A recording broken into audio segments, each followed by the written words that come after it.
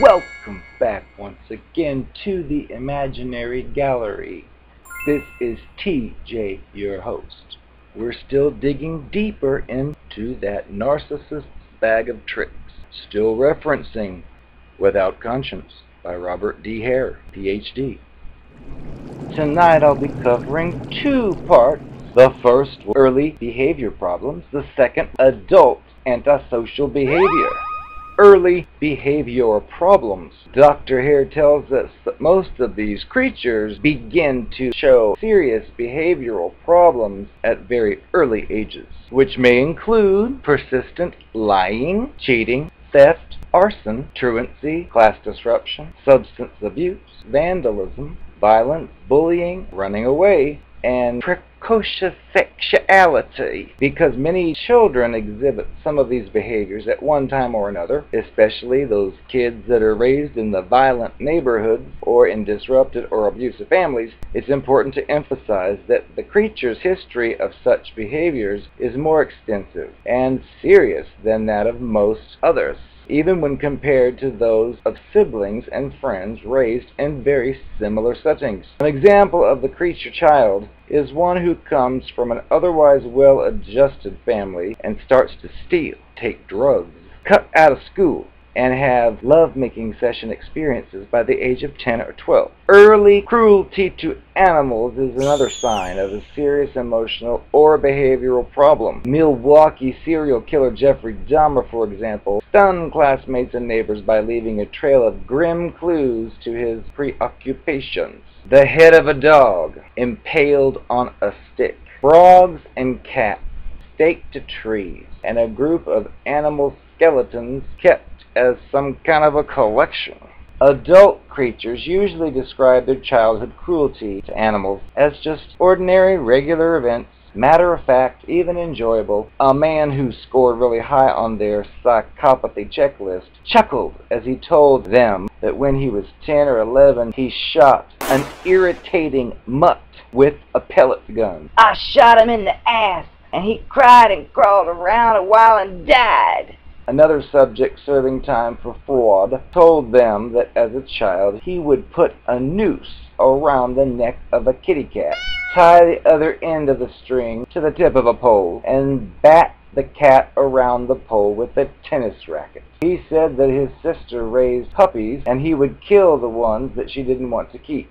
I'd tie them to a rail and use their heads for baseball practice, he said, smiling slightly. Cruelty to other children, including brothers and sisters, is often part of the young creature's inability to experience the sort of empathy that checks normal people's impulses to inflict pain, even when enraged. The shocking things he did to his baby sister's doll felt like warnings, but we brushed them aside, one mother told Dr. Hare. But when he actually tried to smother his sister in her crib and snipped the skin of her neck with a pair of scissors, we realized with horror that we should have trusted our worst intuitions from the beginning. Although not all adult creatures exhibited this degree of cruelty in their youth, virtually all routinely got themselves into a wide range of difficulties: lying, theft, vandalism, promiscuity, and so on. Interestingly, however, the media frequently report that witnesses and neighbors are taken completely by surprise in reaction to some senseless crime.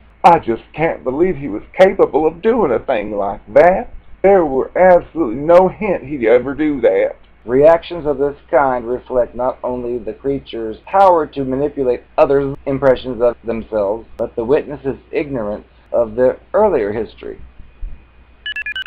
From an early age, I had actually looked into such things like psychopaths, because when I was a kid I loved movies like Halloween, and I'd see the word psychopath and I'd look it up, and it was a very dim view, but I would just read it and think, oh well, that's a movie. I also met a few of these creatures, and it's sickening to be around them with the knowledge I already had from textbooks or resources I'd looked at as a young kid. They'd talk about cruelty to animals, plus the movies I'd see about the serial killers had sections many times of them torturing or killing animals. So I just kind of knew that. Well, then fast forward years later, when I'd be involved with the creature who's doing all the love bombing and seems like the nicest person in the world, but then after a while a discussion comes up having to do with cruelty to animals. And first off, I'm an animal lover. All kinds of animals, whether it's a rat, a dog, or a cat, or a chicken. I just love all the animals and think they're much friendlier than people in many cases. They don't fake who they are usually. But I'd hear horrific tales about various things involving killing animals, and internally I knew that's a red flag, but I was distracted by all the rest. So I would just think, oh, well, I'm thinking too much about this. Which we tend to do. We tend to gaslight ourselves because we want to believe this thing is real. I mean, everything else seems so great. We had a wonderful night last night with this creature, so we wouldn't want to just throw it away because it told a story about killing an animal as a kid. But the killing of the animal as a kid is a bad sign. The next section here is the adult antisocial behavior. These disgusting creatures consider the rules and expectations of society to be inconvenient and unreasonable, impediments to the behavioral expression of their inclinations and wishes. They make their own rules, both as kids and as adults. Impulsive, deceitful children who lack empathy and see the world as their oyster will be much the same way when they turn into adults. The lifelong continuity of the well-serving antisocial behavior of these creatures is truly amazing. To a big extent, this continuity is responsible for the findings by many researchers that the early appearance of antisocial actions is a good predictor of adult behavioral problems and criminality. Many of the antisocial acts of these creatures lead to criminal convictions. Even within prison populations, these creatures stand out, largely because their antisocial and illegal activities are more varied and frequent than are those of other criminals. These creatures tend to have no particular affinity or specialty for any one type of crime, but tend to try it all. This criminal versatility is well illustrated in TV programs described earlier in this chapter, in which Robert Hare interviewed G. Daniel Walker. Following is a brief exchange from that particular interview. How long is your rap sheet? I would think the current one would probably be about 29 or 30 pages. 29 or 30 pages? Charles Manson is only 5. But he was only a killer. What Walker meant was that he himself was not only a killer, but he was also a criminal of enormous versatility, a fact which he seemed very proud of. He openly boasted of having committed more than 300 crimes in which he had been caught. Not all these creatures end up in jail, though. Many of the things they do escape detection or prosecution, or are just on the shady side of the law. For them, antisocial behavior may consist of phony stock promotions, questionable business and professional practices, child or spousal abuse, and so on. Many others do things that, although not illegal, are unethical, immoral, or harmful to others. Cheating on a spouse, philandering, financial or emotional neglect of family members, irresponsible use of company resources or money are just a few. The problem with behaviors of this sort is that they're difficult to document and evaluate without the active cooperation of family, friends, acquaintances, and business associates. Personally, I'm happy to say I haven't actually been involved with someone that bad with that antisocial behavior based on what I knew or was told, of course, but I have had the opportunity to see such a creature, which is a very strange thing, but it proves the point. After the 11-year fiasco I was involved in, and I was promptly discarded onto the street, basically, when the creature I was involved with happened to fancy some little kid, which was barely 21, I would witness behaviors from this little kid, and they were registering red flags. And it became perplexing because the person that did the discard was also that type. It didn't seem like a logical combination for two cluster B creatures to be together. Well, of course, there's probably a different degree of love bombing going on, like on the other one's part, for example, that I would witness in phone calls when I was given a 21-day period to move out, and then 3 days later, after being told this, I want you out of the house today, which was not possible. Having dogs and having musical instruments, having large things to have to move. I thought, I can't just pick up and leave. Well, the creature it was involved with would take the phone and start talking in some sick accent and saying hateful stuff in a completely different voice than I'd ever heard come from it. It had a large history of violent behaviors, like a criminal record for violence here, violence there, assault here, assault there. And it was like repeated over and over. And once I was in a room with the two of them before they admitted to everything, and I was just talking, and the creature is like, I'm not going to get in a fight with you. I can't be in a fight with you. And I'm not trying to fight with anybody. But its mind was warped. And of course, I have heard that if you put two of those types together, it may work for a while because one is probably playing the love bomb role and the other one doesn't realize it. But eventually, it's like oil and water. It doesn't mix. And in this case, without going into too many details, this little kid creature ended up beating the creature that left me with a gun and made its face all puffy, and there ended up being some restraining order against the kid, which kind of proves you can't put two of those together. Well, you can, but it'll end in disaster.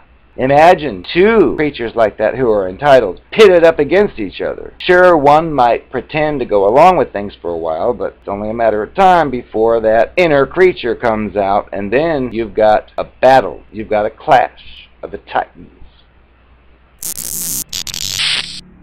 I am the Narcopath. I'm here to give you some more confessions. Tonight I'm going to tell you some of the reasons why I chose you to target. First and foremost was credit. I'm the Narcopath. I'm impulsive. My credit is trash. In fact, I've taken on 6 different false identities to take out credit, and all 6 of them are tarnished. So I was giving up on that.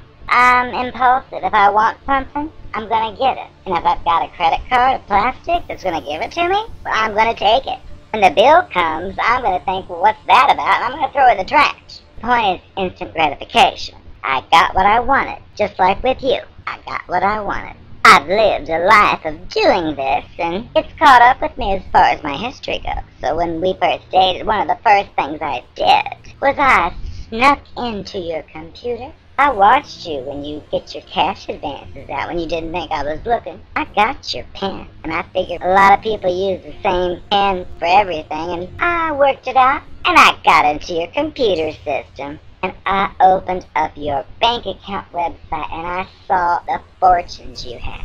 And I knew instantly this is the one, because I've been trying out at least 6 others, and 4 I knew were duds. So I looked in their accounts, and they were in the negative, like, Mom, I couldn't have that. I also found your social security card. Stupid of you to leave it out. It's your fault. Sure, I looked up your credit report, and oh my God, you had a good history, like perfection. Exactly what I needed. So I just threw on the charm and told you how wonderful you were. Didn't talk about credit or money. It worked to get you to fall for me, like they always do. And the other 4, I had to tell them goodbye because I'd found true love with you. I don't have credit. Why? Well, the reason that I told you that my credit was so bad was because I'm such a caring person. I had lots of friends when I was younger. Friends who couldn't pay their way. I was working as a call girl, hooker, and a slut and whore. And I always had dollar bills. Of course, they never went towards the credit cards I took out. But I was always anxious to help out some young girl in need, which I did. That way she'd be indebted to me forever. I could always throw it in her face. That was only half true. The fact is, I'm irresponsible. I get what I want now. So if a shiny silver credit card comes in the mail and it says I've got $1,000, well, honey, I'm going to go buy $1,000 worth of stuff. Then I'm going to move. I'm going to change my phone number. If someone does call and it's them, I'm going to say, honey, you got the wrong number. I'm not paying for that crap. They sent me the card. It's their fault. I don't have a sense of responsibility to them. Why should I have to pay for that? One of your so-called endearing qualities was your love for animals. That's one of the other reasons I chose you. Because I knew that if you knew I was just a young girl or boy, whatever you choose to believe, I used to get a thrill out of putting firecrackers in the mouths of toads and watching their green bodies explode. I loved to spy my neighbors who had a new litter of puppies. When nobody was looking, I went and drowned every single one of them things, just so I could hear the cries of the owner, because I don't care about pets. I'm in control and I have power. I kill. I don't need to worry about such stupid things as conscience or guilt. They're put there for me to kill. That's what their purpose is in life. If I let them live, then it's pointless. But of course, I couldn't tell you any of this, and watched you as you cuddled your little pet cat and dogs. I went along with it and pretended like I felt the same way and told them how sweet they were until you left the room, and then I shoved them off the bed. One of them broke their leg, and I said I had no idea how that happened. I was over here the whole time. You were convinced the dog did it by itself. Gave you a $1,000 vet bill. Well, you deserved it. Well, after a while, I realized that $1,000 vet bill that you spent that money on could have been spent for my new breast implant. I realized the dog was going to have to go. So, when you were out one day, I conveniently put some rat poison out for it.